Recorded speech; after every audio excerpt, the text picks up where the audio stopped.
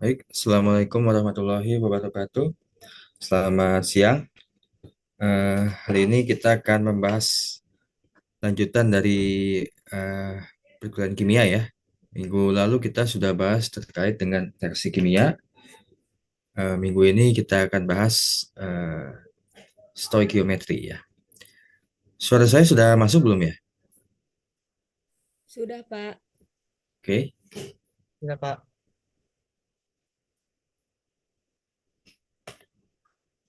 baik.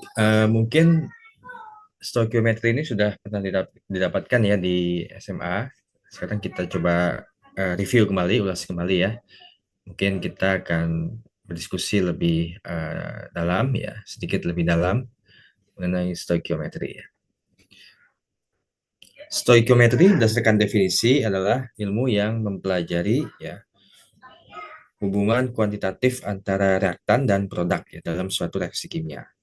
Jadi dalam stoikiometri itu melibatkan perhitungan jumlah zat yang terlibat dalam suatu reaksi kimia berdasarkan informasi dari jumlah zat lainnya.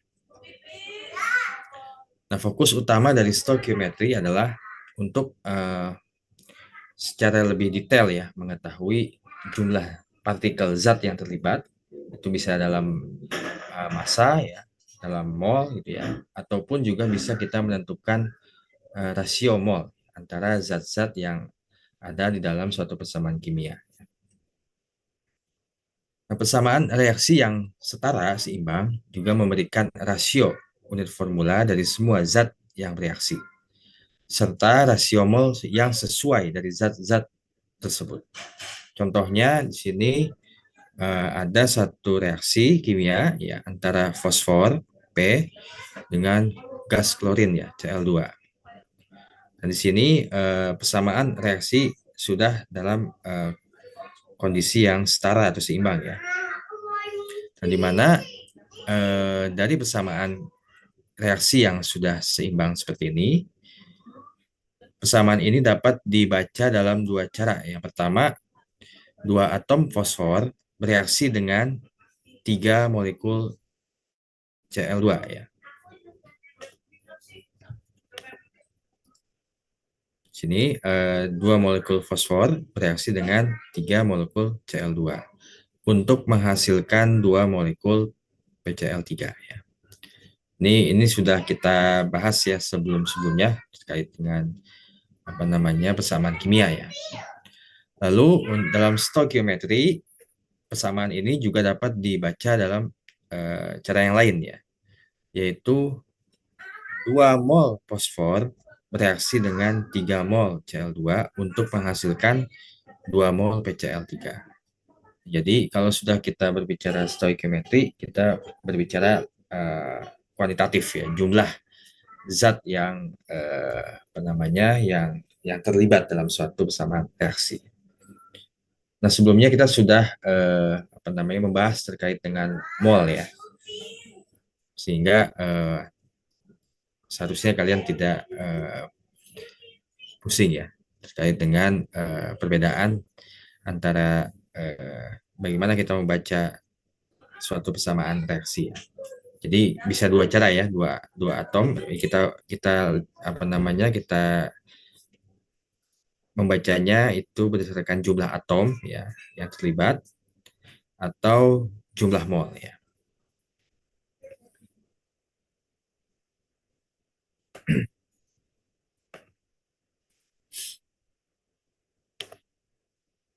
Nah, berikut adalah diagram ya yang eh, bisa kalian gunakan untuk memudahkan kalian eh, menggambarkan hubungan antara konversi mol ya untuk permasalahan stoikiometri ya. Jadi yang pertama dengan menggunakan persamaan kimia yang setara dengan seimbang, kita bisa mendapatkan jumlah mol ya, dari reaktan atau jumlah mol dari suatu produk ya. Baik itu apa namanya. Selain itu juga kita bisa mendapatkan unit formula ya dari suatu reaktan dan juga unit formula dari suatu produk. Jadi kita bisa menggunakan persamaan kimia yang setara untuk mendapatkan mol ataupun unit formula. Dan juga kita bisa menggunakan bilangan Avogadro tadi ya, yang kemarin kita sudah diskusikan ya, untuk mendapatkan jumlah mol. Yang tentu saja dalam permasalahan stokiometri ini sangat sering digunakan.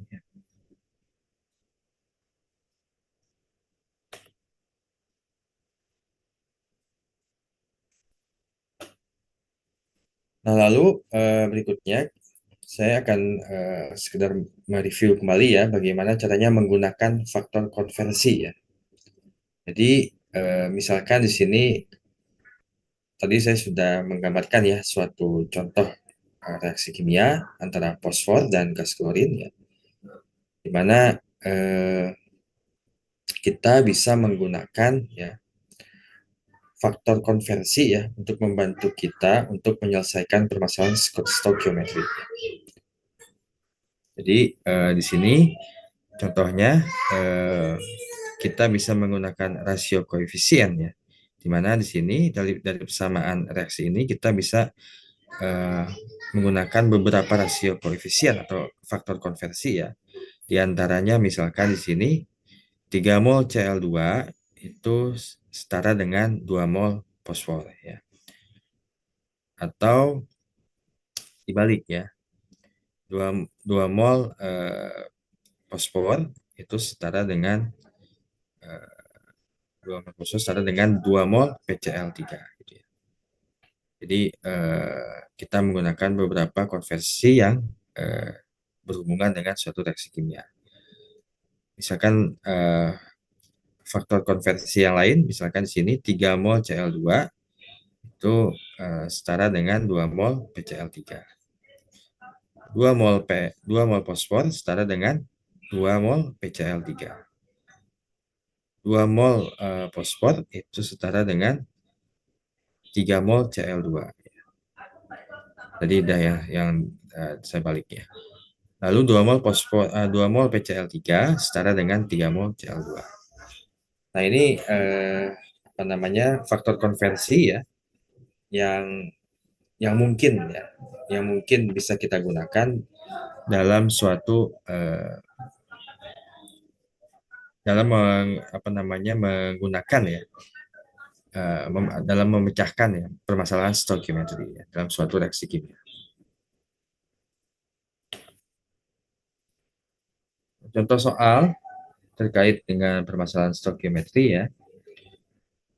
Di sini kita diminta untuk menghitung jumlah mol atom aluminium yang akan bereaksi dengan 3,18 mol molekul oksigen untuk membentuk aluminium oksida. Nah, untuk apa namanya untuk menyelesaikan permasalahan ini, kita perlu menggunakan persamaan kimia yang setara atau yang seimbang ya.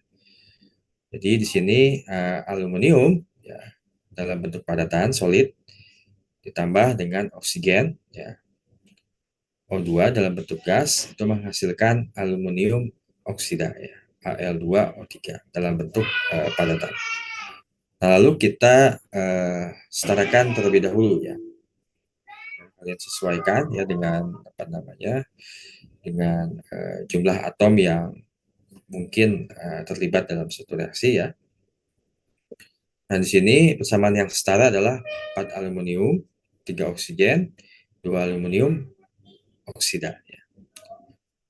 Nah, di sini kita diminta untuk mencari jumlah mol atom aluminium ya, yang akan bereaksi dengan 3,18 molekul 3,18 mol molekul oksigen. Ya. Di sini kita menggunakan faktor konversi ya, di mana di sini 4 mol aluminium itu akan direaksikan dengan 3 mol oksigen. Nah, dari sini kita bisa mencari jumlah mol atau aluminium yang bereaksi dengan menggunakan 3,18 mol molekul oksigen. Dari sini kita bisa dapatkan jumlah mol yang terlibat dalam reaksi ini untuk aluminium adalah 4,24 mol. Sehingga di sini 4,24 mol aluminium akan bereaksi dengan 3,18 mol oksigen untuk membentuk aluminium oksida.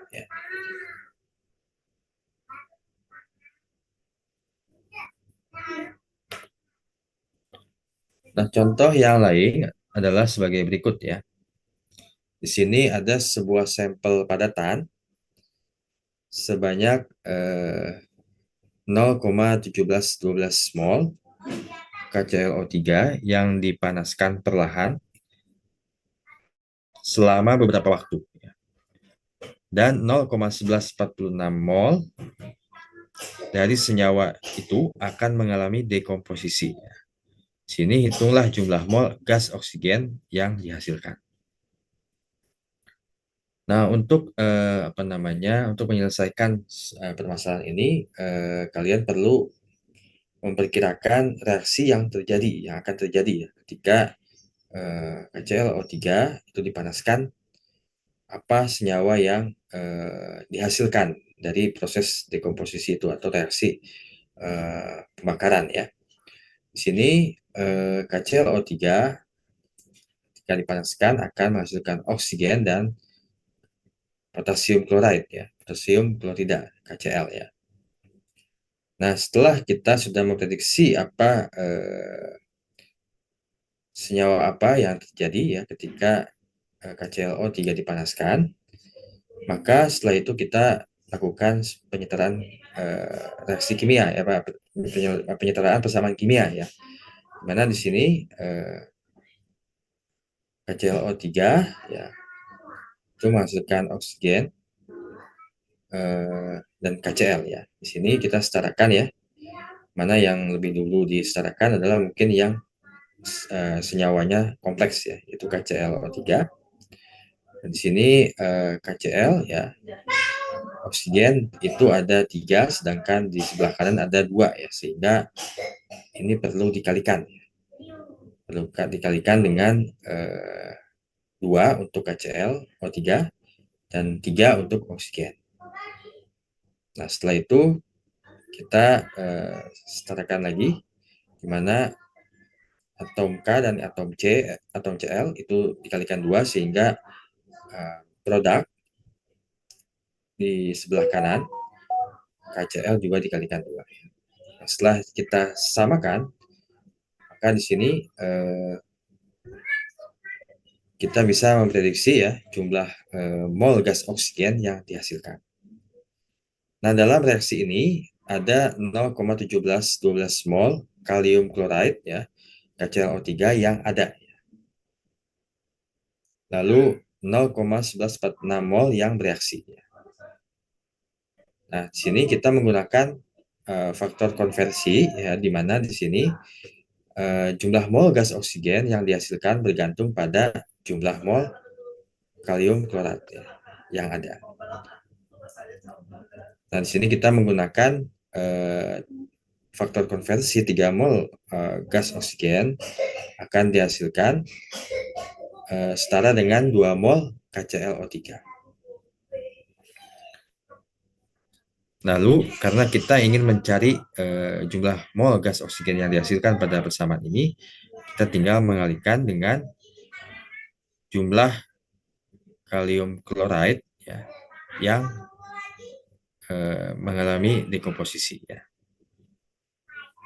Di sini kita lihat walaupun KClO3 itu massa totalnya dia mengandung sejumlah 0,1712 mol, tapi yang mengalami dekomposisi hanya 0,1146 ya. Sehingga jumlah oksigen yang dihasilkan juga harus menyesuaikan dengan 0,1146 mol. Jadi kita tidak menghitung jumlah mol sebelumnya ya. Karena tidak semua gas oksigen tidak semua KClO3 itu mengalami dekomposisi ya.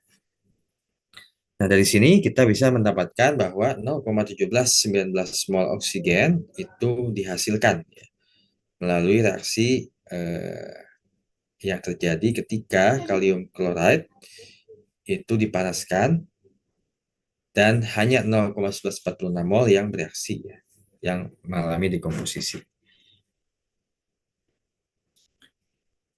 Kalau ada pertanyaan saya persilahkan ya.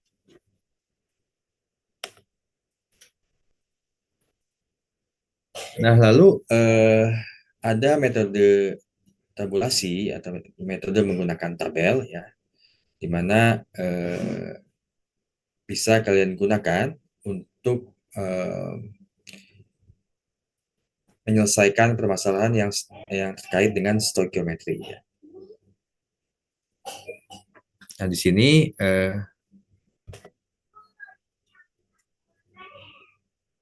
kita bisa menyusun ya berapa jumlah mol atau besaran atau massa yang terlibat dalam suatu persamaan atau suatu reaksi kimia, itu kita bisa menggunakan metode tabel ya, dengan uh, mungkin memudahkan, tapi ini apa namanya bergantung ya, terkait apa namanya disesuaikan dengan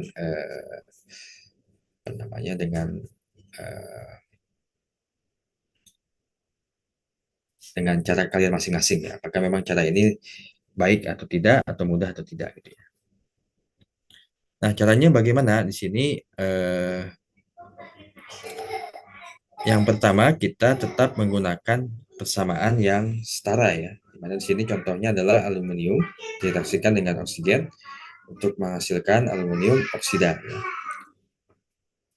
Yang berikutnya kita membuat tabel ya, dimana di sini kita tuliskan kuantitas awal ya, lalu jumlah awal, lalu perubahan akibat reaksi ya. Jadi kita tuliskan pada kolom yang pertama tiga variabel ya, kuantitas awal, jumlah awal, perubahan akibat reaksi. Lalu pada kolom berikutnya itu adalah kolom-kolom yang menyatakan senyawa-senyawa yang terlibat dalam suatu reaksi ya. Kita apa namanya kita tuliskan semua reaktan dan juga semua produk yang terlibat dalam suatu reaksi kimia.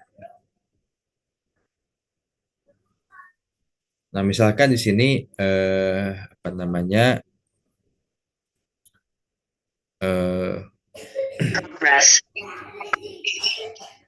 kita gunakan tolong dimatikan ya itu ya. Kita gunakan contoh yang sebelumnya ya, di mana 4 molekul aluminium 4 mol aluminium bereaksi dengan 3 mol oksigen menghasilkan 2 mol aluminium oksida ya. Nah, di sini jumlah awal untuk aluminium ya.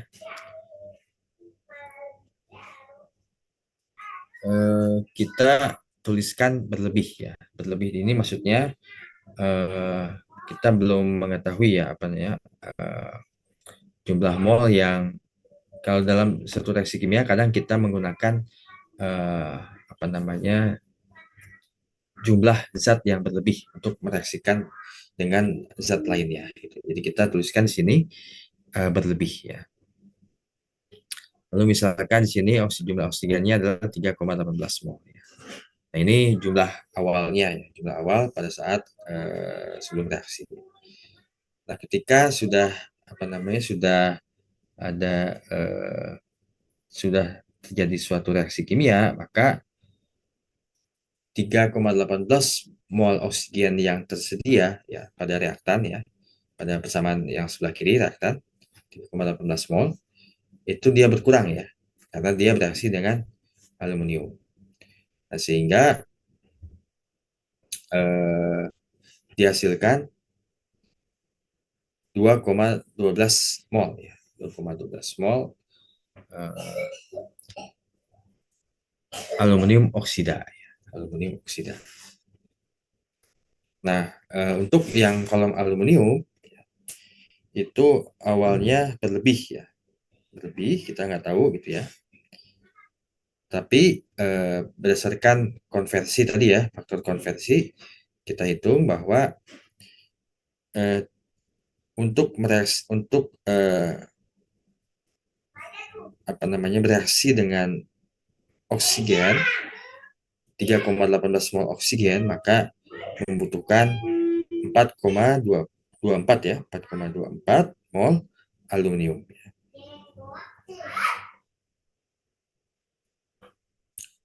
Nah, lalu berdasarkan faktor konversi juga bahwa untuk menghasilkan 2 mol aluminium oksida, untuk membutuhkan 2 mol oksida, dia akan apa namanya akan membutuhkan 2 mol aluminium oksida ya, kurang lebih 2 mol aluminium oksida berdasarkan faktor konversi ya. Jadi tabel-tabel ini apa namanya angka-angka dalam tabel ini sebetulnya didapatkan dari faktor konversi ya.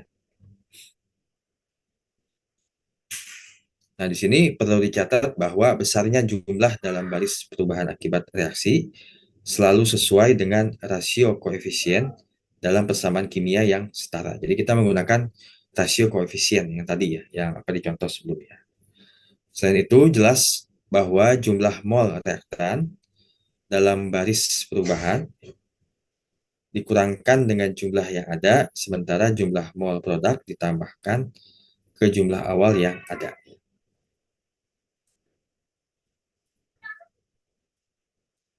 Nah, sehingga di sini eh, apa namanya untuk hasil akhirnya kita menggunakan tabel yang baru ya, di mana di sini ada baris yang baru yaitu jumlah akhir. Jadi kita hanya menjumlahkan ya atau mengurangkan dari yang jumlah awal dan perubahan akibat reaksi. Di sini kita bisa lihat bahwa ketika dijumlahkan untuk aluminium dia berlebih ya di sini karena kita memang awalnya menggunakan uh, zat yang berlebih yang banyak gitu. Tapi untuk oksigen karena dia apa namanya untuk menghasilkan aluminium oksida dibutuhkan 3 mol oksigen, maka jumlah akhirnya adalah habis ya. Jumlah molekul oksigen adalah habis. Karena semuanya sudah digunakan untuk bereaksi dengan aluminium. Sedangkan untuk produk aluminium oksida, maka dia akan menghasilkan 2,12 mol ya. Ini semua didapatkan dari faktor konversi. Jadi selalu ya kita menggunakan apa namanya konservasi massa untuk memastikan bahwa jumlah awal dan jumlah akhir itu sesuai dengan perubahan akibat reaksi.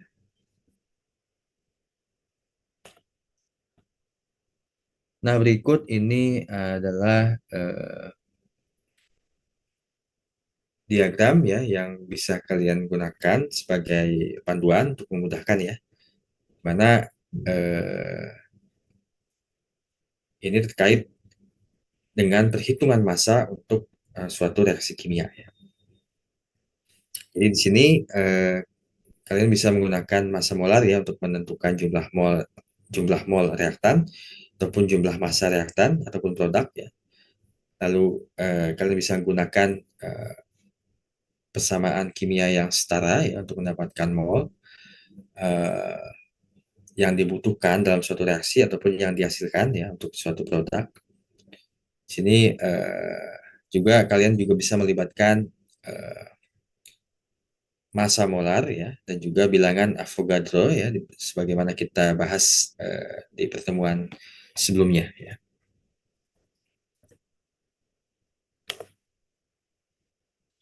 Nah, contohnya di sini terkait dengan perhitungan massa untuk reaksi kimia ya. Sebelumnya tadi kita hanya berbicara tentang jumlah mol yang dibutuhkan, maka di sini eh, tidak hanya jumlah mol tapi dengan menggunakan informasi dari jumlah mol tadi, kita bisa mengkonversinya untuk mendapatkan massa yang dibutuhkan atau massa yang dihasilkan ya, selama reaksi kimia. Gitu ya. Nah, contohnya di sini ada suatu apa namanya persamaan ya, di mana gas klorin akan bereaksi dengan fosfor ya. Nah, fosfornya ini 2,88 gram untuk membentuk fosfor pentaklorida. Di sini kita diminta untuk menghitung massa gas klorin yang akan bereaksi ya, atau massa gas klorin yang dibutuhkan ya untuk membentuk fosfor pentaklorida. Nah, sama ya dengan apa namanya dengan sebelumnya. Yang pertama kita harus memprediksi dulu eh, apa namanya reaktan-reaktan apa yang terlibat dan juga produk yang dihasilkan. Dan eh, berikutnya adalah kita pastikan persamaan kimianya setara ya. Nah, di sini Cl2 ya dalam bentuk gas ditambah fosfor dalam bentuk solid padatan itu menghasilkan pentaklorida ya, PCl5 ya,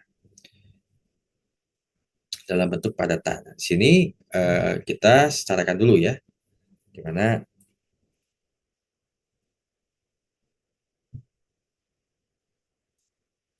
setelah kita setarakan persamaan kimianya adalah 5Cl2 ya ditambah 2P menjadi 2PCl5 ya. Jadi di sini eh, jumlah mol atau jumlah atom yang terlibat dalam suatu persamaan kimia ini sudah eh, kita bisa gunakan ya untuk perhitungan stokiometri ya untuk mencari massa gas klorin yang akan bereaksi. Nah, di sini kita gunakan faktor konversi ya. Kita gunakan faktor konversi di mana untuk menghasilkan fosfor pentaklorida kita membutuhkan faktor konversi eh, fosfor dan gas klorin ya. Di mana di sini 5 mol gas klorin itu eh, dibutuhkan untuk menghasilkan 2PCl5 ya. 5 mol Cl2 dibutuhkan 2 mol fosfor untuk menghasilkan 2PCl5 ya. Sini kita gunakan faktor konversi ya. 5 cara dengan 2 mol fosfor ya. Sehingga di sini kita bisa mendapatkan jumlah mol Cl2 ya yang dibutuhkan ya. Selain itu, kita juga perlu mengkonversi massa fosfor menjadi dalam bentuk mol ya. Sini kita gunakan faktor konversinya adalah 1 mol fosfor itu setara dengan massa atom dari fosfor ya, yaitu 31 gram fosfor ya. Nah, di sini kita dapatkan molnya ya. Jadi 2,88 gram fosfor yang digunakan untuk bereaksi apa namanya untuk direaksikan dengan gas klorin itu menjadi dalam bentuk mol ya, yaitu 0,0929 mol fosfor. Nah, lalu eh, karena kita membutuhkan massa gas klorin, maka mol Cl2 tadi kita konversi lagi ya dengan faktor konversi yang lain, yaitu 1 mol Cl2 itu memiliki massa atom atau massa molekul 70,9 gram Cl2 ya. Di sini karena dia dalam bentuk molekul ya, maka massa atom Cl ditambahkan dikalikan 2 ya untuk mendapatkan 70,9 gram Cl2. Nah, di sini kita dapatkan bahwa massa gas klorin yang akan bereaksi dengan 2,88 gram fosfor adalah 16,5 gram Cl2 ya. Nah, di sini kalau misalkan dalam bentuk ringkasannya kita bisa menggunakan flowchart seperti ini ya, mana gram fosfor kita rubah menjadi mol ya dengan menggunakan faktor konversi massa molar. Lalu kita juga bisa menggunakan persamaan kimia yang setara ya untuk mendapatkan informasi mengenai mol Cl2 yang akan bereaksi ya, yang bereaksi.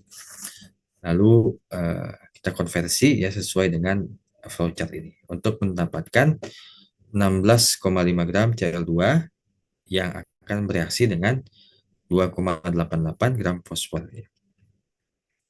Nah, di sini perhatikan bahwa koefisien dalam persamaan setara tidak ada hubungannya dengan massa molar. Koefisien dalam persamaan itu menunjukkan hubungan jumlah mol suatu zat dengan jumlah mol zat lainnya.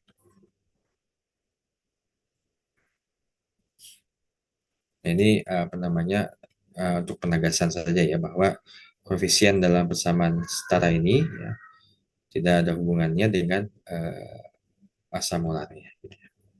Jadi hanya menunjukkan hubungan ya. Koefisien itu hanya menunjukkan hubungan jumlah mol yang ada ya dengan jumlah mol lainnya. Tapi kita bisa menggunakan informasi massa molar ya untuk membantu ya mengkonversi.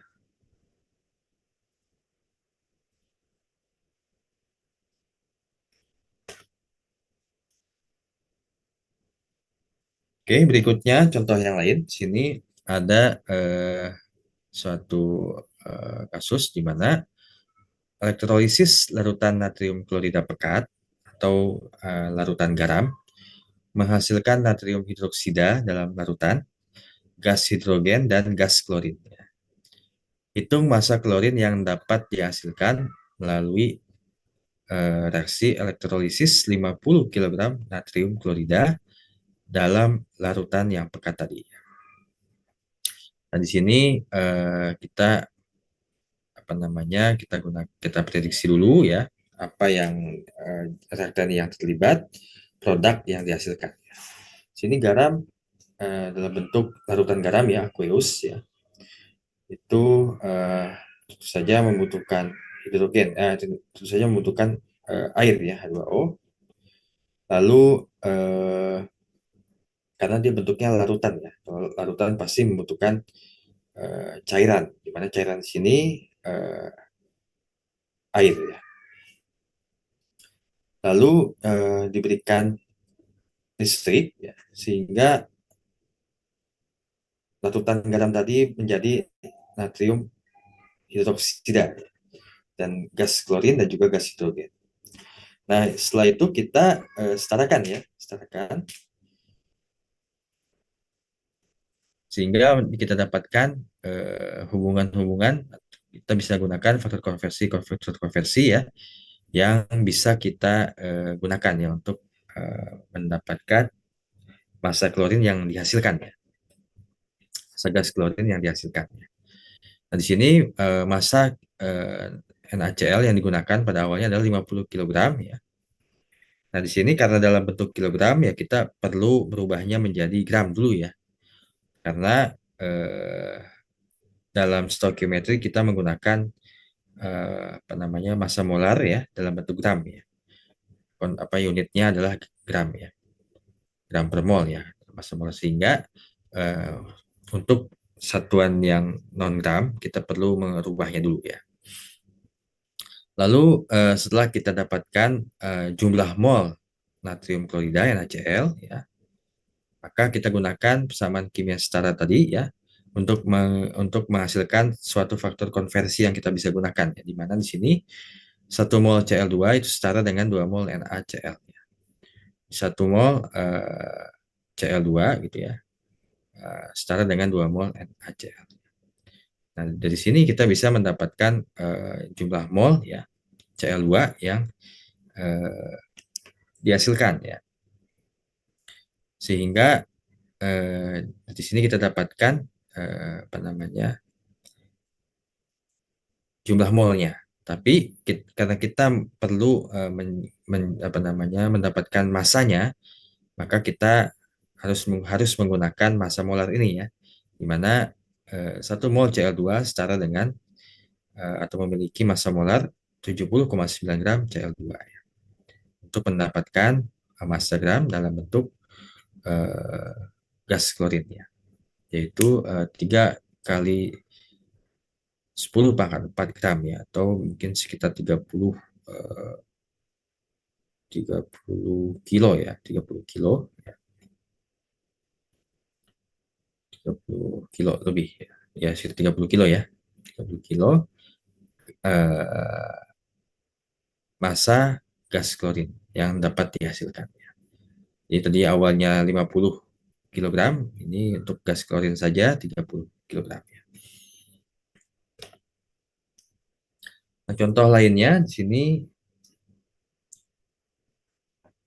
asam klorida berlebih ya ditambahkan ke dalam larutan aqueous, larutan yang mengandung air ya, kalsium hidrogen karbonat ya. Kemudian larutan yang dihasilkan diuapkan hingga kering ya.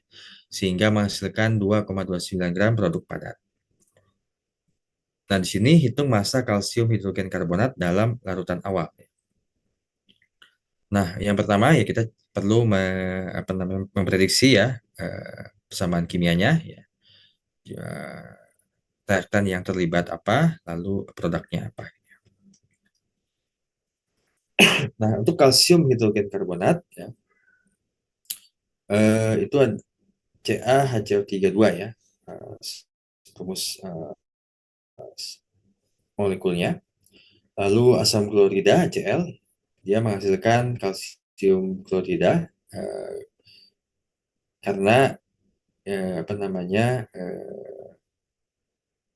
ini yang bisa kita prediksi ya kalsium klorida ya. Lalu dari persamaan ini dari apa namanya kemungkinan ya reaksi yang akan terjadi, dia juga akan menghasilkan air. Jadi menghasilkan air di sini air ya H2O.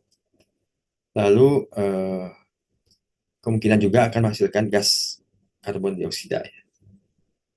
Jadi tidak cuma kalsium klorida, ya, tapi kemungkinan kita bisa mendapatkan CO2 dan H2O2 ya.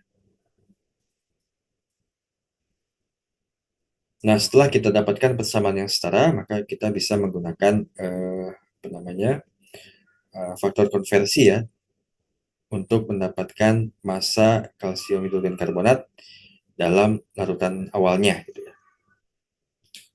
Nah, di sini apa namanya karena larutan yang dihasilkan itu diuapkan hingga kering, maka semua air dan gas yang tadinya dihasilkan dalam suatu reaksi ini hilang ya. Jadi hanya padatan saja, yaitu kalsium klorida ya, bentuknya padatan,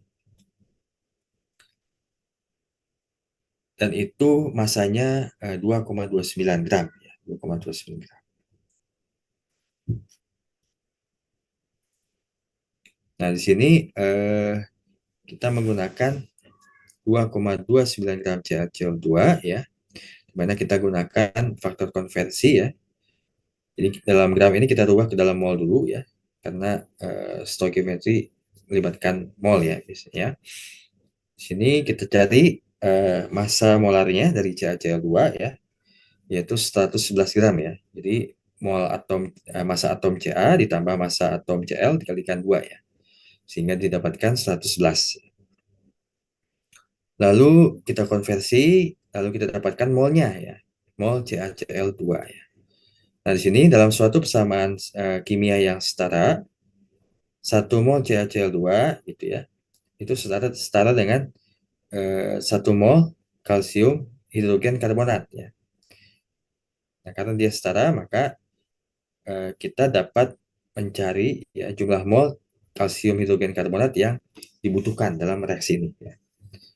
Nah, lalu karena kita membutuhkan massa ya, kita membutuhkan informasi mengenai massa kalsium hidrogen karbonat dalam gram, maka di sini kita gunakan faktor konversi ya untuk mendapatkan massa kalsium hidrogen karbonat dalam bentuk padatan tadi ya. Dalam bentuk apa namanya dalam larutan awalnya. Ya. Di sini 1 mol CaHCO32 itu setara dengan 162 gram CaHCO32 ya. Jadi kita gunakan massa molar dari senyawa CaHCO32 ya. Jadi untuk mendapatkan 162 ini kita jumlahkan massa atom Ca ditambah dengan massa atom hidrogen ya eh, dikalikan 2 ya. Lalu massa atom karbon dikalikan 2, lalu massa atom oksigen dikalikan 2 ya. Jadi 6. Nah, ketika dijumlahkan jumlah massa molekulnya itu 162 gram. Nah, di situ maka kita dapatkan jumlah massa kalsium hidrogen karbonat yang ada pada larutan awal ya, sebelum bereaksi itu 3,34 gram ya. Jadi, dari 3,34 gram ini menghasilkan 2,29 gram kalsium klorida, sisanya adalah massa gas karbon dioksida dan air yang sudah dihilangkan tadi ya. Karena di sini diuapkan hingga kering ya dalam soalnya.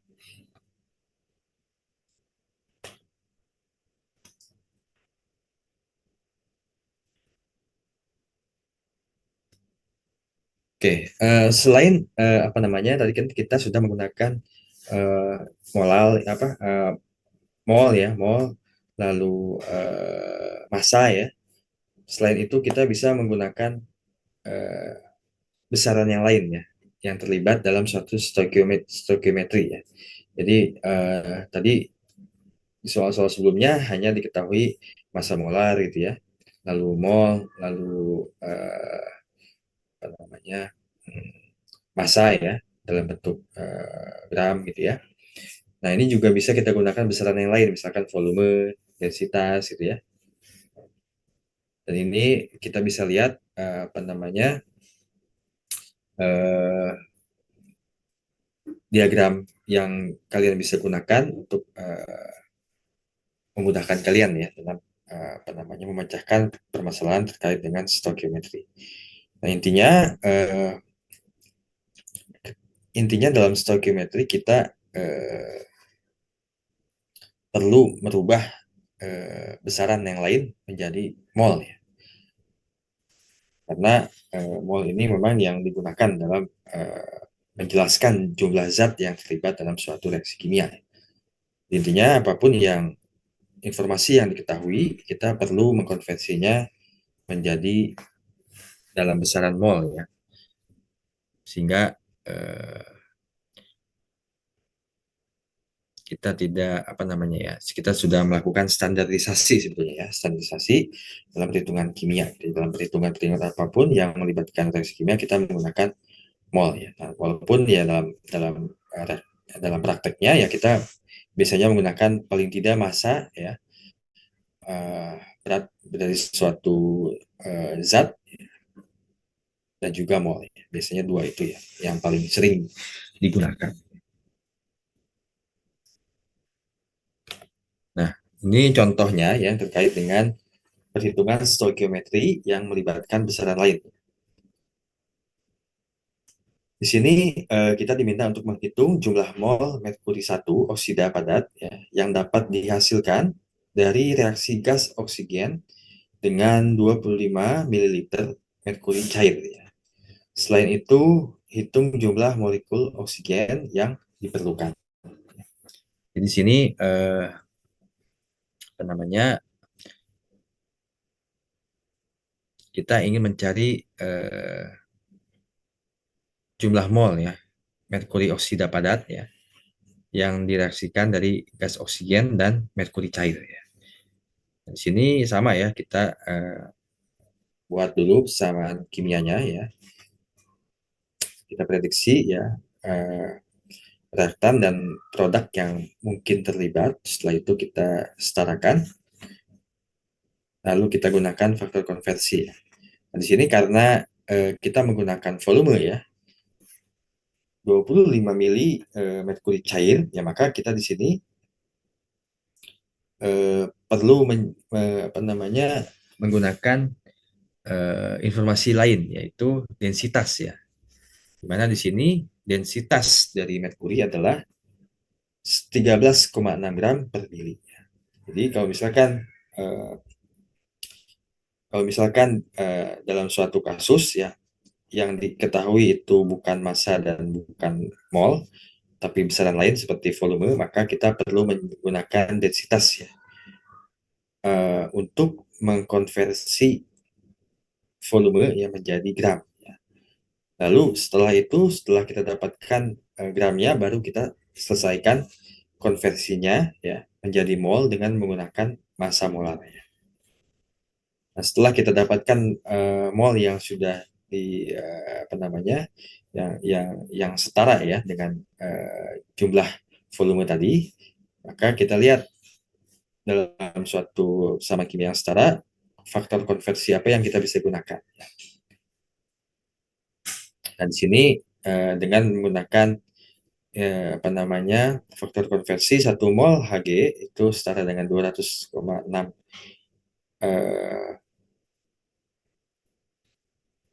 Hg, dan juga 2 mol Hg2O2 setara dengan 4 mol Hg, ya, maka di sini kita akan dapatkan mol Hg2O ya, atau mol merkuri oksida padat. Nah, karena kita diminta menghitung jumlah molekul, ya, bukan jumlah mol, maka kita perlu menggunakan bilangan Avogadro ya untuk mencari jumlah molekul ya. Yaitu kita gunakan faktor konversi tambahan ya, di mana 1 mol oksigen itu setara dengan apa namanya, 1 mol oksigen setara dengan 6,022 kali 10 pangkat 23 molekul oksigen ya. Kita menggunakan bilangan Avogadro ya untuk mencari jumlah molekul ya dari oksigen ya. Jadi kita bisa melibatkan besaran-besaran lain ya. Tentu saja, walaupun ya memang lebih kompleks, tapi intinya dalam suatu persamaan kimia ya biasanya kita menggunakan informasi-informasi ini ya untuk mencari tahu ya. Misalkan kalian ingin melakukan suatu eksperimen gitu ya. Di sini bahan yang tersedia itu bisa dalam bentuk padatan ya, dalam bentuk cairan, dalam bentuk gas. Ya. Nah, maka kalau dalam bentuk gas mungkin memang dalam satu apa di laboratorium memang agak susah ya karena gas. Tapi kalau misalnya biasanya itu bahan itu berada pada kondisi dalam bentuk padatan ataupun cairan ya. Nah, kalau cairan kalian perlu mencari densitas ya, densitas dari suatu bahan itu. Yang jadi masalah nanti kalau misalkan bahannya itu atau sampelnya itu merupakan campuran. Jadi kalian tidak bisa menggunakan densitas informasi densitas ya dari suatu apa namanya, dari suatu bahan. Tapi kalian harus mengukurnya terlebih dahulu kalau dalam bentuk campuran. Tapi kalau misalkan apa namanya, zatnya itu unsur yang memang sudah kita ketahui bersama ya, murni ya, tidak ada senyawa lain gitu ya, bukan campuran, maka itu kita bisa menggunakan referensi ya.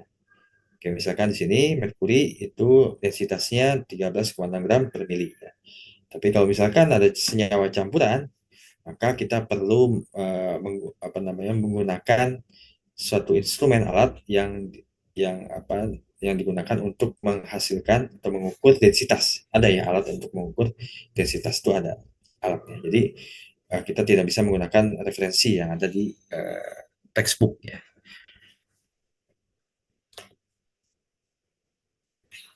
Nah, berikutnya contoh yang lain yang melibatkan besaran lain ya, di mana di sini kita diminta untuk menghitung jumlah molekul CO2 yang dihasilkan dari reaksi pembakaran 12,5 gram C4H10 ya. Ini hidrokarbon ya, reaksi pembakaran ya. Nah, di sini kita perlu apa namanya, memprediksi reaktan dan produk yang terlibat. Nah, reaksi ini melibatkan hidrokarbon ya, maka produknya sudah kita bisa pastikan ya, dia akan menghasilkan CO2 dan H2O ya. Lalu karena reaksi pembakaran membutuhkan oksigen, nah di sini kita libatkan oksigen ya, gas oksigen. Lalu setelah itu kita setarakan ya, kita setarakan, didapatkan 2CH4 2C4H10 ditambah 13O2 yang menjadi 8CO2 ditambah 10H2O.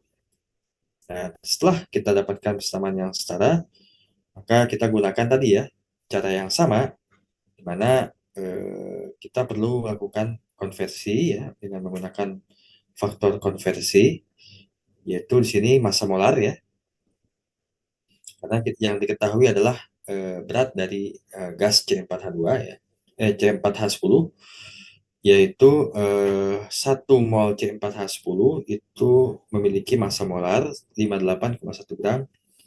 Lalu setelah kita dapatkan mol C4H10 dalam suatu reaksi kimia, maka dengan menggunakan persamaan kimia yang setara kita mendapatkan jumlah mol CO2 ya. Jumlah mol CO2 yang dihasilkan ya, yaitu 8 mol CO2 setara dengan 2 mol C4H10. Nah, setelah kita dapatkan mol CO2 yang dihasilkan, maka kita menggunakan bilangan Avogadro ya untuk mendapatkan jumlah molekul gas CO2 yang dihasilkan. Di sini kita dapatkan hasil akhirnya adalah 5,18 dikali 10 pangkat 23 molekul CO2.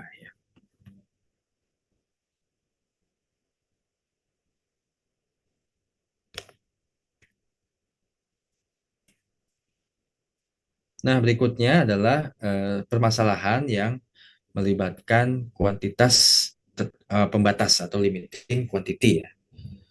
Nah, di mana dalam permasalahan pada bagian sebelumnya, jumlah satu reaktan diberikan dan diasumsikan bahwa jumlah reaktan lainnya yang tersedia itu jumlahnya cukup.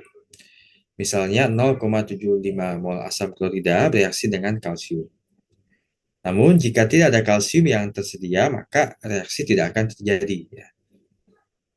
Jadi berapapun apa namanya, berapapun jumlah mol asam klorida yang ditambahkan, kalau misalkan nggak ada kalsiumnya, maka tidak akan terjadi. Atau misalkan kalsiumnya ada tapi sedikit, eh, reaksi itu tidak akan terjadi. Nah, ini sering ditemukan dalam suatu eksperimental di laboratorium. Jadi biasanya kita menggunakan jumlah yang berlebih ya, untuk memastikan bahwa reaksi kimia itu terjadi. Ya.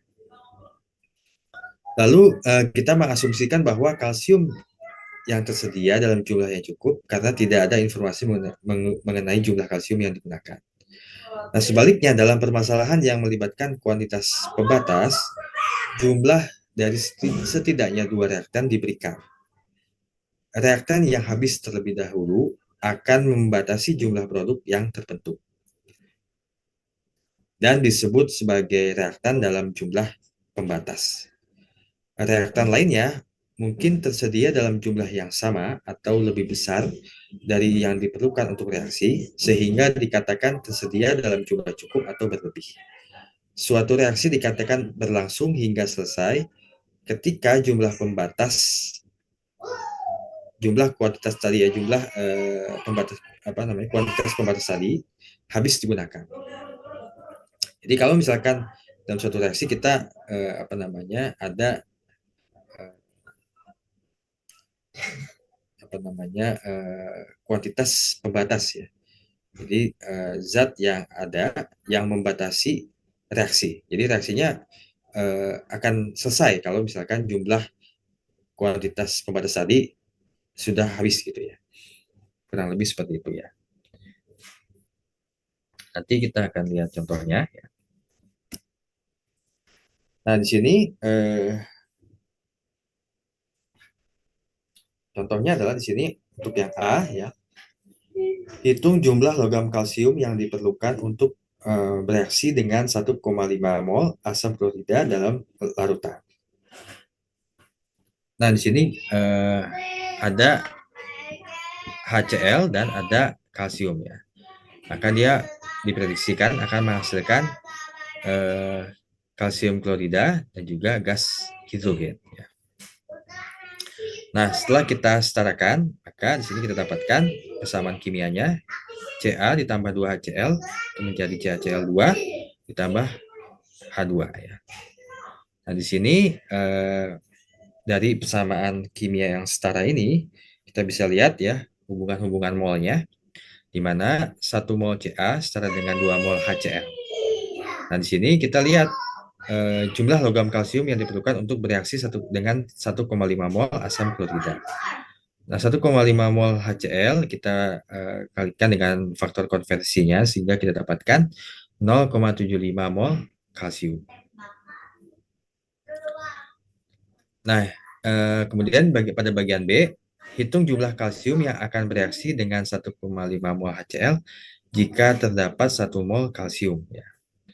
Jadi, dari persamaan kimia yang setara, hanya dibutuhkan 0,75 mol kalsium. Tapi dalam kasus yang B, ini terdapat 1 mol, ya, jadi berlebih ya.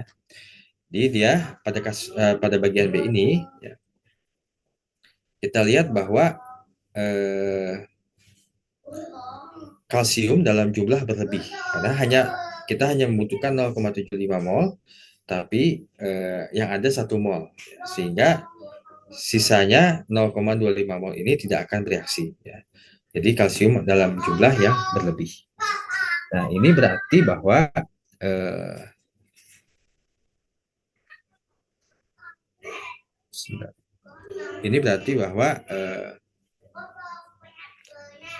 kalsium dalam keadaan berlebih. Tapi kalau yang C, ya, di sini kita lihat bahwa yang ada itu 0,5 kalsium, sedangkan kita membutuhkan 0,75 kalsium ya untuk bereaksi dengan 1,5 mol HCl untuk menghasilkan CaCl2 ya. Nah, di sini jumlah kalsium yang tersedia lebih sedikit ya, maka kalsium dalam hal ini berada dalam kuantitas pembatas ya, jumlah terbatas ya. Nah, di sini 0,5 mol Ca karena dia dalam jumlah yang terbatas dan dia sebagai kuantitas pembatas, maka semua mol 0,5 mol kalsium akan bereaksi dengan 1 mol HCl. Dengan 1 mol HCl. Dengan 2 mol HCl maksudnya, dengan 2 mol HCl ya. Ini salah ya. Nah, nanti akan menghasilkan 1 mol HCl. Ya, jadi 0,5 mol apa namanya Ca itu kita konversikan ya dengan 2 mol HCl setara dengan 1 mol Ca, maka dia akan menghasilkan 1 mol HCl. Jadi pada reaksi ini, pembatas ini 0,5 mol Ca akan bereaksi dengan 1 mol HCl. Sedangkan di sini asam klorida berada dalam jumlah yang berlebih ya. Nah, jumlah mol HCl yang tidak bereaksi adalah selisihnya, yaitu 1,5 mol HCl yang tersedia dikurangi dengan 1 mol HCl yang bereaksi, sehingga ada 0,5 mol HCl yang tidak bereaksi. Nah, ini contoh-contoh yang melibatkan apa namanya perhitungan yang melibatkan kuantitas pembatas. Jadi yang ini contoh soal yang seperti ini yang memang apa namanya dapat ditemui di dalam eksperimen kimia ya di laboratorium ya.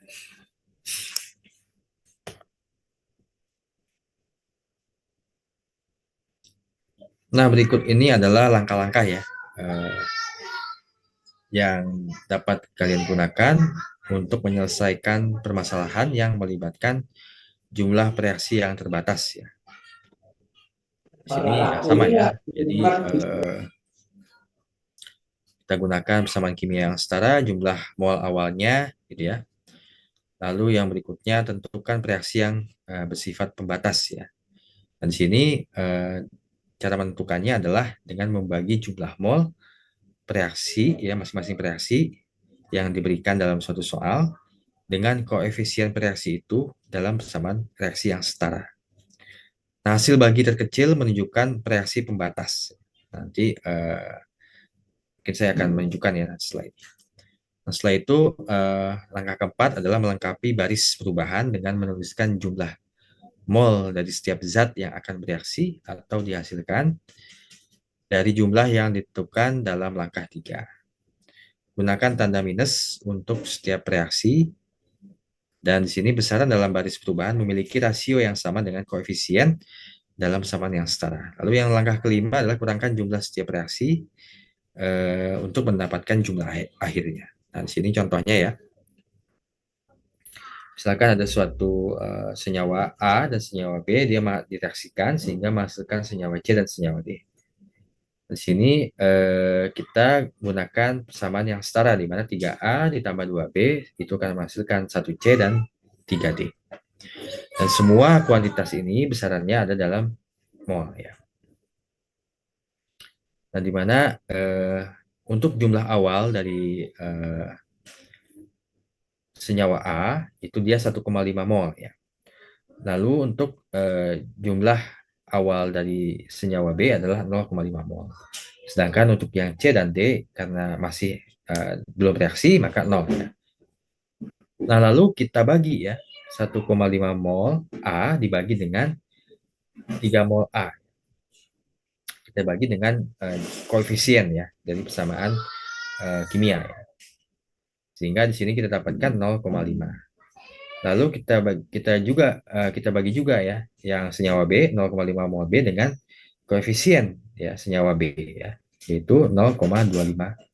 Nah, dari sini kita bisa lihat bahwa eh, yang hasil dari pembagian ini yang paling kecil ya itu mengindikasikan bahwa senyawa itu merupakan kuantitas pembatas yaitu B ya. Sini senyawa B karena dia jumlah molnya setelah dibagi ya uh, jumlah mol awal dengan koefisien itu dia 0,25 lebih kecil daripada 0,5 maka dia B ini adalah suatu kuantitas pembatas. Lalu kita tuliskan perubahan akibat reaksi ya di mana di sini yang lebih dulu habis adalah 0,5 ya. 0,5. Jadi 0,5 ini karena dia pembatas maka habis digunakan dalam reaksi. Karena apa namanya dibutuhkan 0,5 mol senyawa B ya, maka di sini setelah itu kita menuliskan perubahan ya akibat reaksi ya. Perubahan reaksi ya. Nah, di sini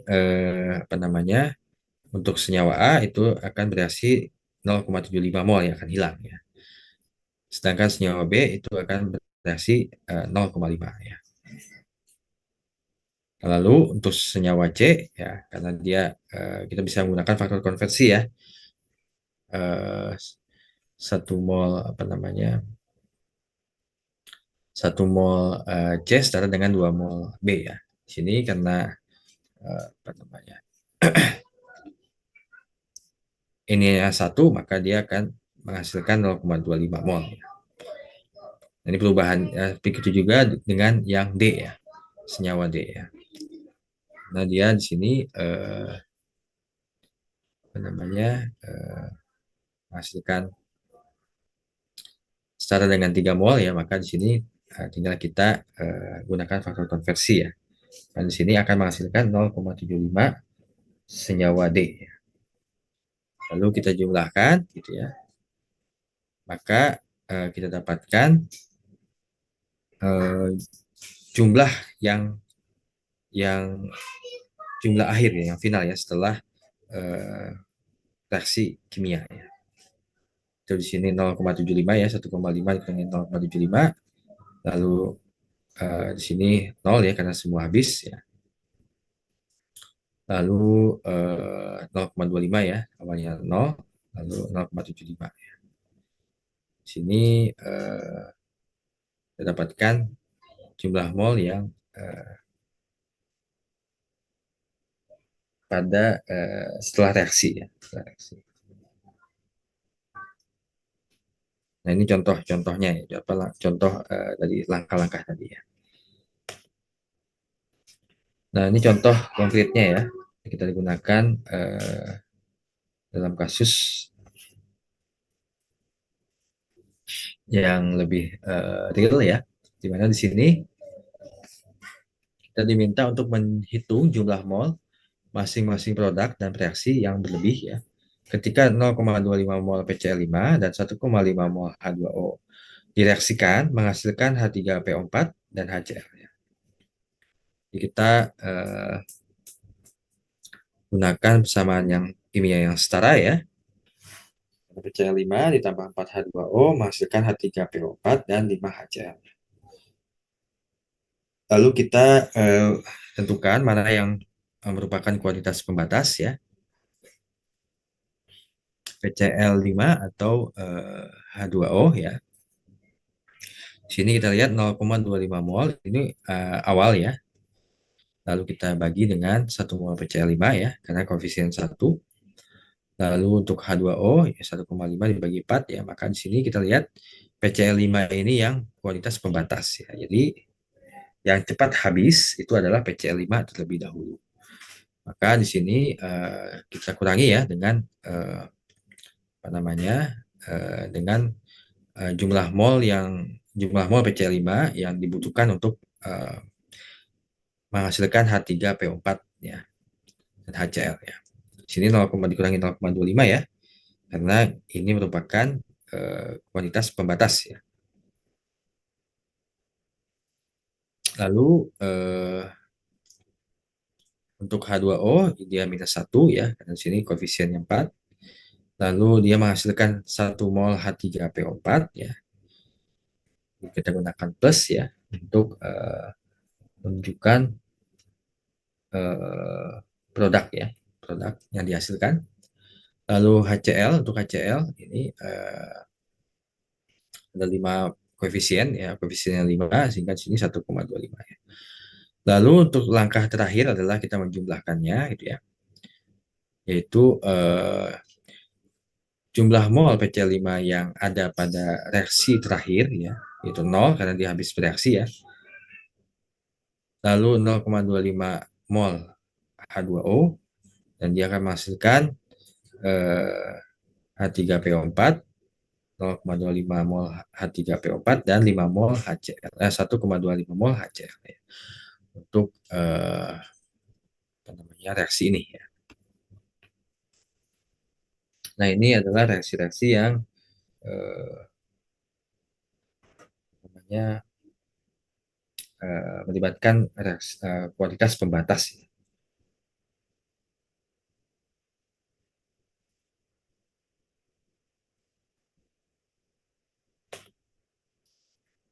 Nah ini contoh lain.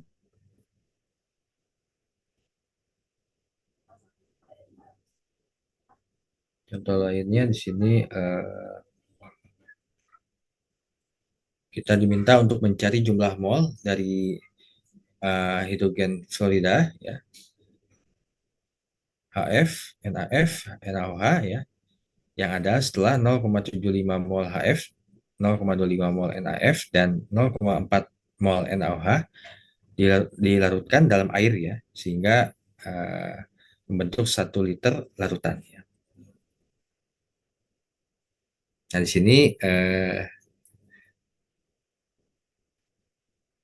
sini agak lebih tricky ya, karena di sini kita harus mengetahui ya apa namanya reaksi yang terlibat ya, karena di sini HF itu bereaksi dengan NaOH tapi NaF itu tidak bereaksi dengan keduanya gitu ya, sehingga di sini kita bisa memperkirakan bahwa HF ya akan bereaksi dengan NaOH menghasilkan NaF dan H2O ya. Jadi kita prediksi ya mana yang reaktan mana yang produk. Lalu karena jumlah awal HF itu 0,75 gitu ya. Lalu NaOH itu 0,25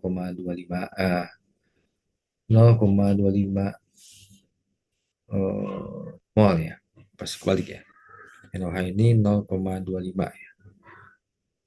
Ini oh ya 0, oke, ini kayak ada yang salah nih ya. Kebalik ya, ini kebalik ya. 0,25 mol NaOH ya. Ini dicoret ya. 0,25 mol NaOH itu yang apa namanya? Yang pada awalnya. NaF itu 0,4 jadi kebalik ya.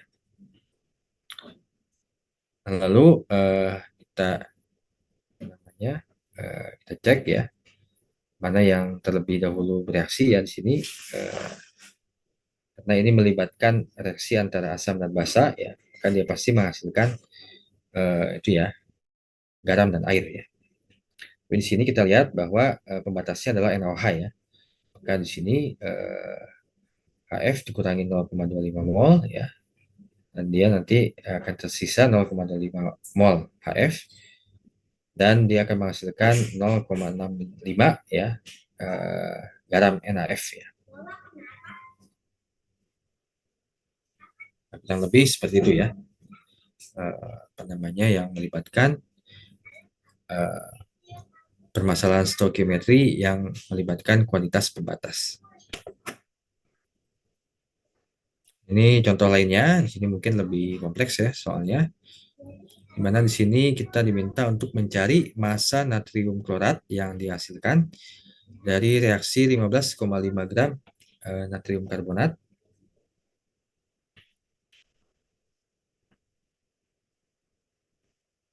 eh, dengan 42,3 gram asam klorat, asam asam klorik ya, dalam larutan.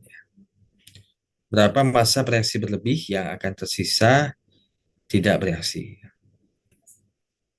Di sini kita bisa apa namanya, menggunakan eh, massa molar ya untuk mengkonversi 15,5 gram natrium karbonat ya, Na2CO3, sehingga di sini kita dapatkan 0,14 mol Na2O3 yang ada ya. Lalu asam klorat ya, asam klorit yang dihasilkan yang direaksikan yaitu HClO3 ya, 42,3 gram ya, di mana dia memiliki massa molarnya 84,5 gram per mol ya, sehingga di sini kita dapatkan 0,5 mol HClO3 yang ada ya. Lalu di sini kita selesaikan ya persamaan kimia yang setara, di mana asam klorat akan bereaksi dengan eh, natrium karbonat ya, dia menghasilkan natrium klorat ya plus CO2 plus H2O.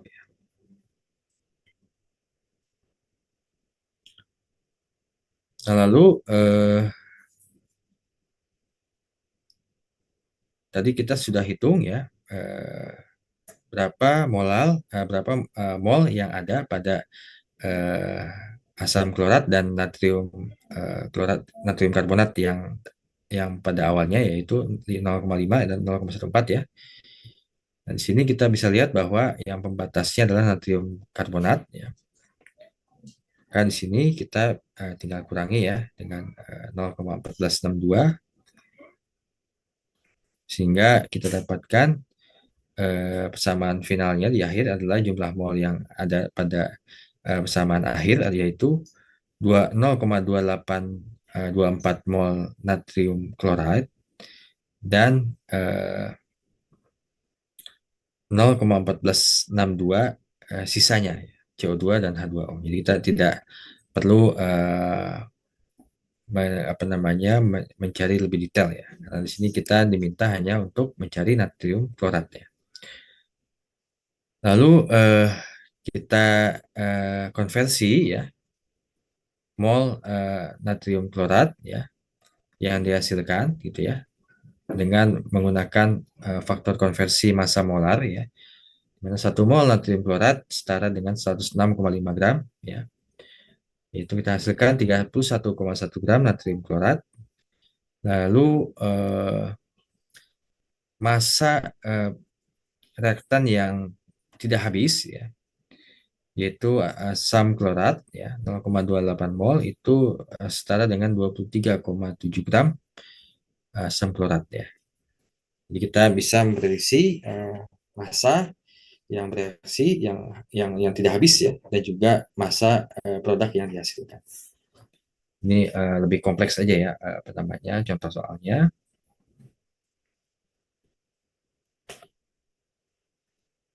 Oke, sebelum kita lanjut ke subkajian yang berikutnya. Ada pertanyaan?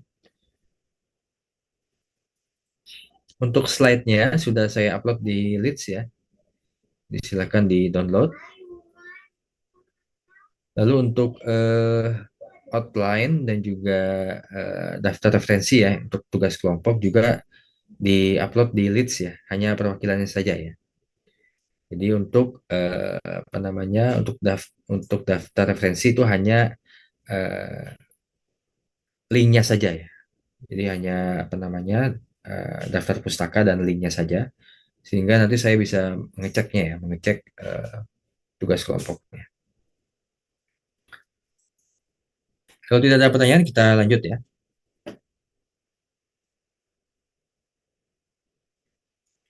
Oke, sekarang kita akan membahas theoretical dan percent yield ya. Jadi ini terkait dengan jumlah eh, produk yang dihasilkan secara teoritis ya, dan juga secara kenyataan. Nah, ketika jumlah produk dihitung dari jumlah reaktan yang tadi kita sudah yang saya sudah paparkan ya, di mana kita bisa menghitung secara teoritis ya, berdasarkan persamaan kimia yang setara ya, jumlah mol yang tersedia gitu ya. Maka jumlah produk yang dihasilkan tadi adalah hasil yang teoritis. Namun pada saat reaksi yang dijalankan ya dalam kondisi sebenarnya dalam laboratorium gitu ya, jumlah produk yang diperoleh seringkali lebih sedikit dari jumlah yang dihitung. Nah, hal ini bisa terjadi karena sebagian produk tetap berada dalam larutan tempat reaksi berlangsung, atau adanya reaksi sampingan yang mengkonsumsi sebagian reaktan, atau reaksi dihentikan sebelum selesai. Jadi,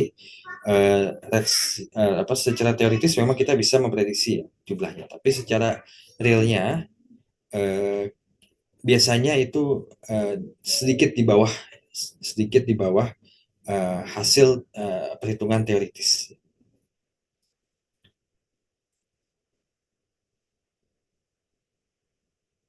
Nah, dan juga secara kenyataannya bahwa tidak ada reaksi yang dapat menghasilkan lebih dari hasil teoritis. Jadi kalau misalkan hasil teoritisnya diperkirakan dia menghasilkan 5 gram, lalu hasil laboratoriumnya menghasilkan 6 gram atau 10 gram, saya yakin bisa dipastikan bahwa itu ada kontaminasi atau ada kesalahan. Jadi perlu digarisbawahi bahwa tidak ada reaksi yang dapat menghasilkan lebih dari hasil teoritis ya. Yang ada biasanya dan pada umumnya ya itu lebih kecil ya daripada teori ya. Jadi dalam kondisi eksperimental ya sudah bisa dipastikan bahwa jumlah yang didapatkan dalam laboratorium itu lebih sedikit daripada jumlah teoritis. Nah, sehingga di sini kita bisa mendapatkan informasi mengenai uh, persen yield atau hasil apa ya, yield itu biasanya di bahasa Indonesia itu apa ya, apa rendemen ya, rendemen persen ya, atau hasil persen ya. Jadi hasil persen yield itu merupakan hasil sebenarnya dibagi dengan hasil teoritis ya dikalikan dengan 100%. Sehingga di sini kita dapatkan presentasi hasil atau rendemen atau dalam tanda apa istilah lain ya, rendemen atau yield atau hasil ya, hasil persen yield ya. Nah, misalkan di sini contoh soalnya eh, hitung presentasi hasil persen yield ya. Jika 14,1 gram padatan PCl5 diperoleh dalam suatu percobaan, di mana 10 gram cairan PCl3 direaksikan dengan gas berlebih Cl2. Jadi kita perlu hitung dulu ya secara teoritis berapa gram PCl3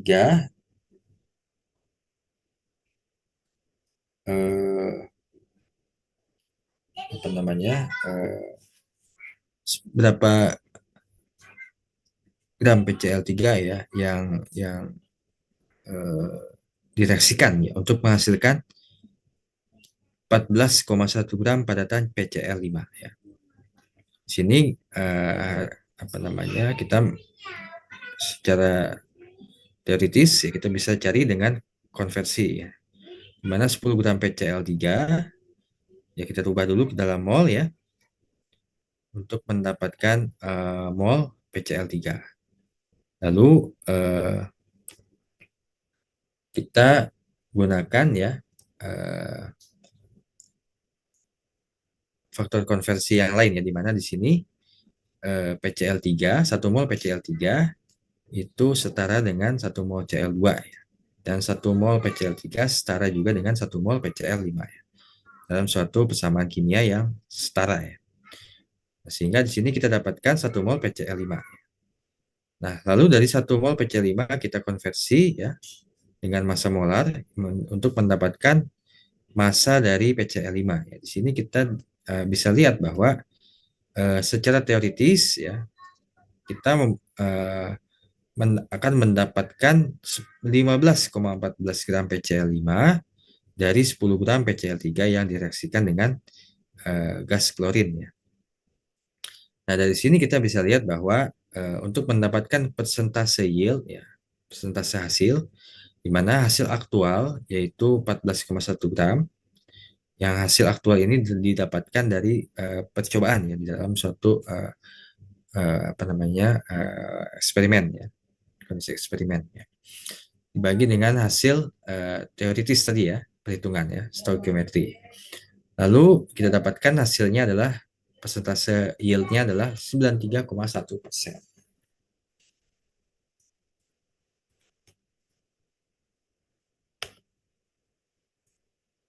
Oke, yang berikutnya adalah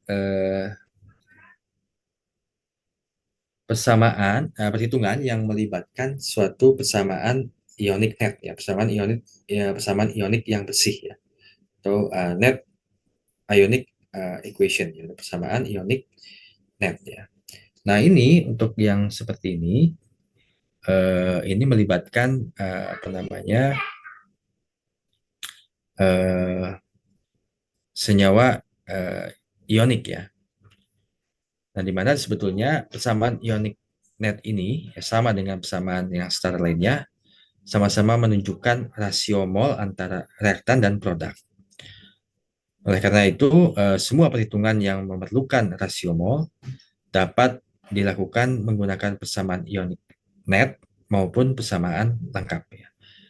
Nah, sebelum kita lanjut ya ke apa namanya membahas ini, ya perlu saya sampaikan uh, bahwa persamaan lengkap ya, persamaan total yang sudah kita diskusikan itu saya belum membahas persamaan ionic net ya. Karena persamaan ionic net ini sebetulnya memang eh, biasanya yang melibatkan senyawa ionik ya, walaupun kalian sudah apa namanya membahas sedikit kita bahas ya terkait dengan senyawa ionik, tapi di sini untuk persamaan ionic net ya perlu kita sedikit bahas ya sebelum saya berikan contohnya ya.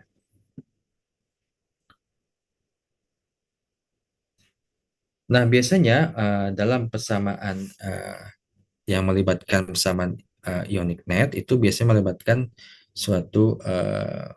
senyawa ionik dan elektrolit ya. Misalkan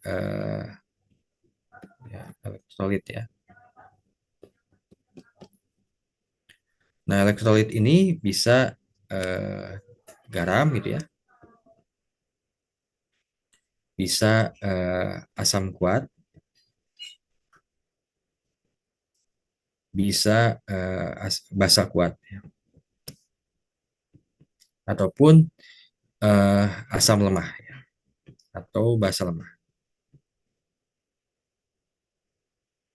Nah, kadang juga memang ada beberapa senyawa kovalen yang bisa apa namanya ya berperan sebagai elektrolit ya.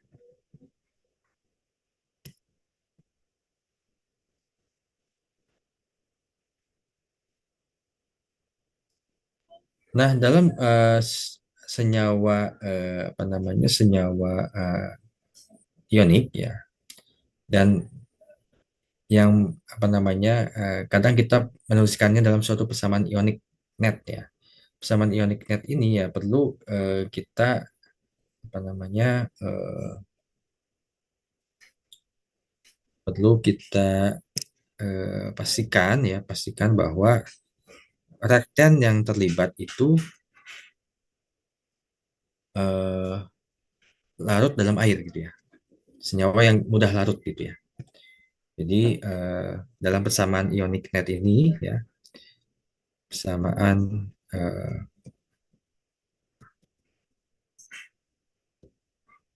kita perlu pastikan bahwa reaktan itu dalam bentuk larutan ya. Jadi kalau misalkan kita tahu ya, misalkan garam ya, garam kan kalau kita campurkan ke dalam air gitu ya, dia larut dalam air gitu ya. Atau gula ya, atau gula misalkan, atau garam lainnya gitu ya. Nah, kita bisa pastikan bahwa reaktan yang terlibat dalam suatu senyawa itu berupa atau dapat larut dalam air gitu ya.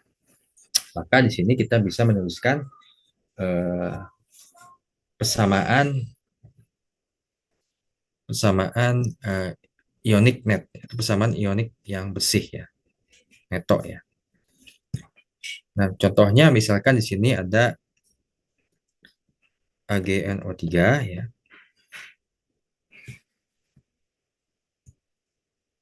AgNO3 direaksikan dengan NaCl ya. Ini dalam bentuk larutan ya, aqueous ya. Jadi harus bisa dipastikan dalam senyawa dalam menuliskan persamaan ionik ini apa namanya eh, reaktannya itu harus larut dalam air ya, atau dalam bentuk aqueous ya. Karena dia akan menghasilkan HgCl dalam bentuk padatan dan natrium nitrat ya, dalam bentuk cairan. Nah, ini persamaan ini adalah persamaan lengkap ya, persamaan lengkap. Nah, kita bisa menuliskannya eh,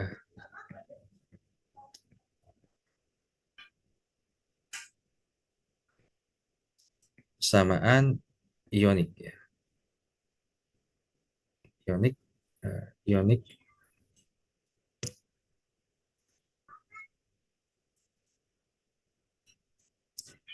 ionik net ya.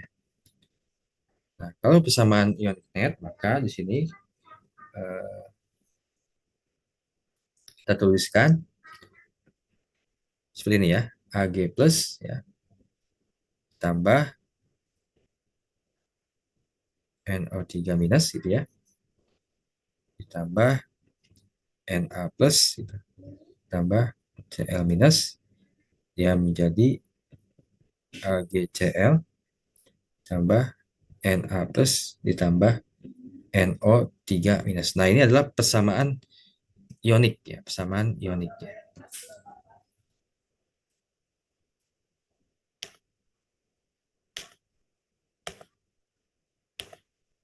Nah, ini adalah persamaan ionik ya. Nah, lalu ada persamaan ionik net ya.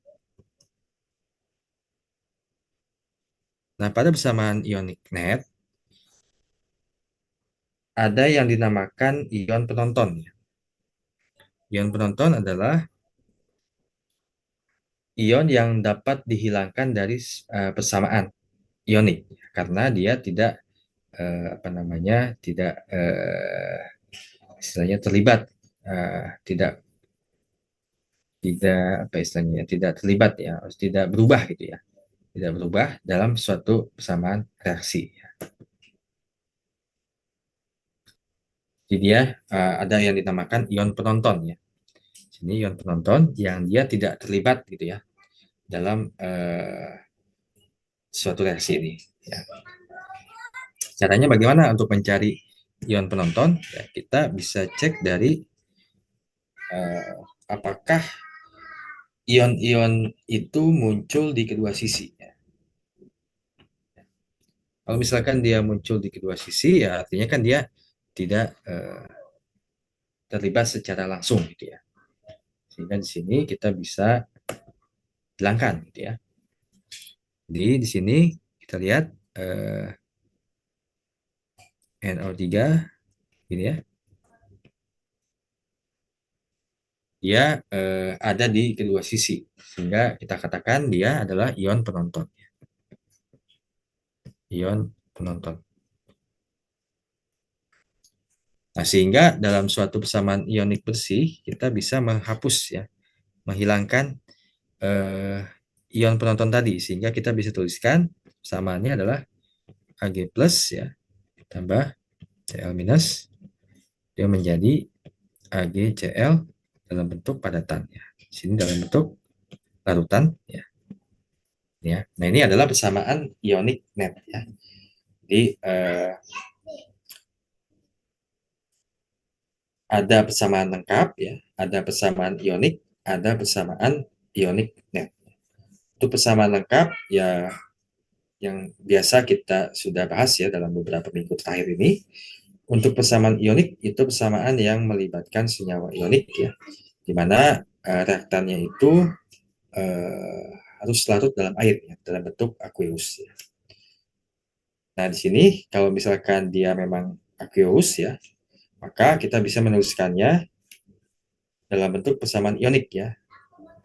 Dipisah-pisah seperti itu ya, tergantung dengan kation dan anionnya.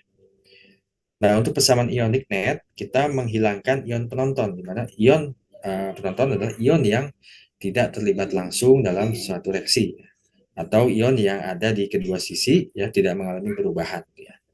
Nah, itu kita bisa hilangkan, sehingga kita bisa mendapatkan yang dinamakan persamaan ionik net. Ya. Nah, itu adalah penjelasan tambahan ya terkait dengan persamaan ionic net ya. Karena di sini slide-nya tidak ada ya. Saya hapus ya, silakan dicatat. Nah, kita balik lagi ya. Jadi dalam persamaan ionic net tidak memberikan data massa secara langsung ya, karena sebagian dari setiap senyawa ionik yang larut tidak dicantumkan. Ya. Jadi tadi ya, karena kita menghilangkan beberapa senyawa ionik yang tidak dicantumkan. Nah, misalkan tadi ketika kita dapat mengetahui berapa mol ion perak yang akan diperlukan untuk menghasilkan sejumlah mol produk tertentu. Tapi tidak mungkin menimbang hanya ion perak, tapi ada juga anion yang lain ya.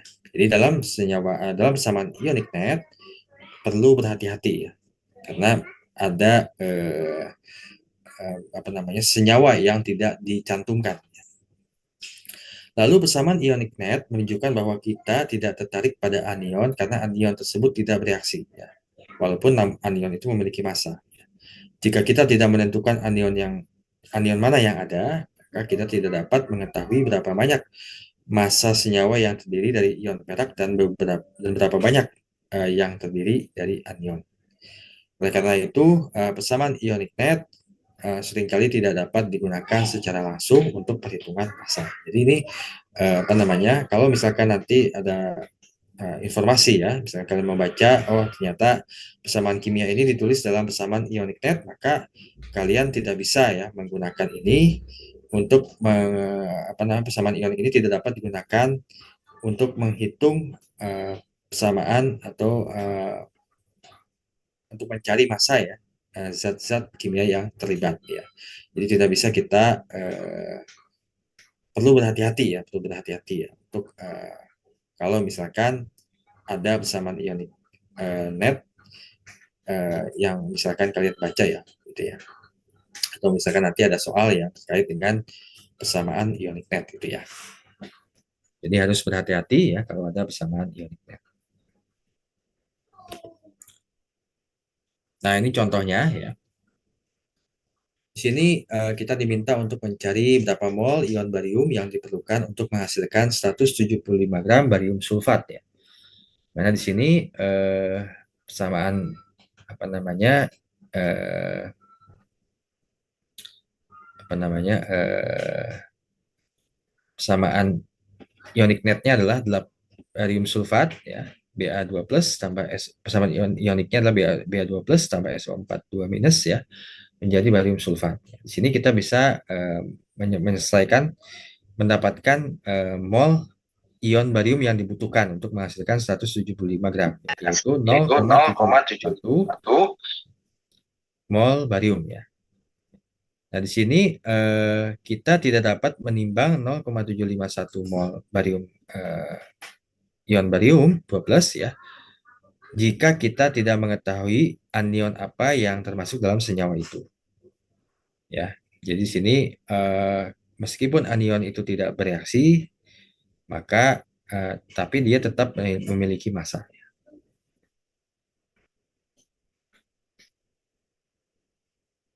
Jadi nanti tolong dipastikan ya apakah memang eh, persamaan ionik ini eh, mencantumkan semuanya gitu ya, semua senyawa yang terlibat, termasuk juga anionnya, untuk memastikan perhitungan massa ya yang terkait dengan stoichiometry ya. Nah, ini contoh lainnya. Di sini kita diminta untuk mencari gram BaClO32 dan juga BaNO32 ya.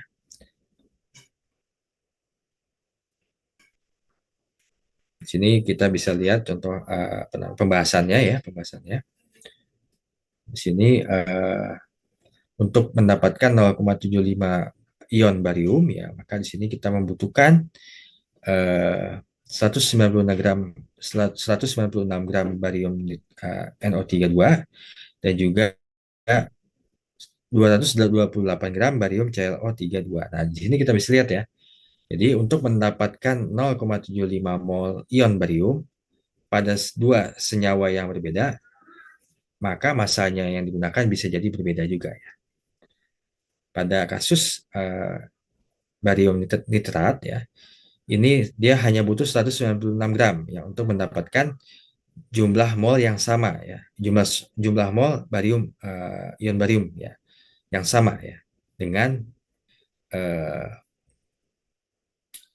tapi membutuhkan 228 gram barium klorat ya untuk mendapatkan mol yang sama ya 0,75 mol barium ya. Jadi makanya di sini kita perlu mengetahui anionnya, anion dari senyawa ionik yang ada pada persamaan ionik ya. Utamanya kalau misalkan melibatkan persamaan ionik net ya, apalagi ya. Jadi harus kita bisa pastikan dulu ya semua senyawa yang terlibat, baru kita bisa apa namanya mendapatkan jumlah yang eh, tepat ya.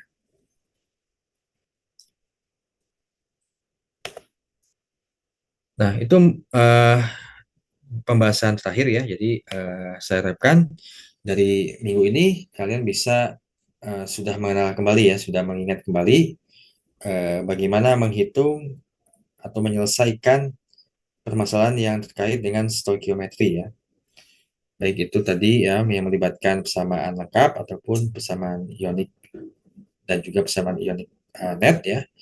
Dan juga kalian bisa menggunakan besaran-besaran lain ya eh, yang bisa kalian gunakan sebagai faktor konversi sehingga kalian bisa menyelesaikan permasalahan stoikiometri. Intinya dalam permasalahan stoikiometri itu perlu dipastikan uh, persamaan kimia yang benar ya, termasuk apakah persamaan kimianya itu sudah setara dan juga semua reaktan dan produk yang mungkin terlibat itu juga harus benar ya sebelum menyelesaikan permasalahan stoikiometrinya. Oke, mungkin itu saja yang dapat saya sampaikan minggu ini ya. Untuk tugas kelompoknya nanti mungkin saya akan cek ya. Ini sudah semua diupload ya, atau gimana belum?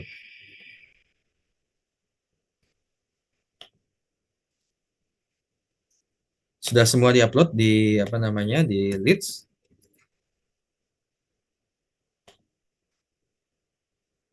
Halo,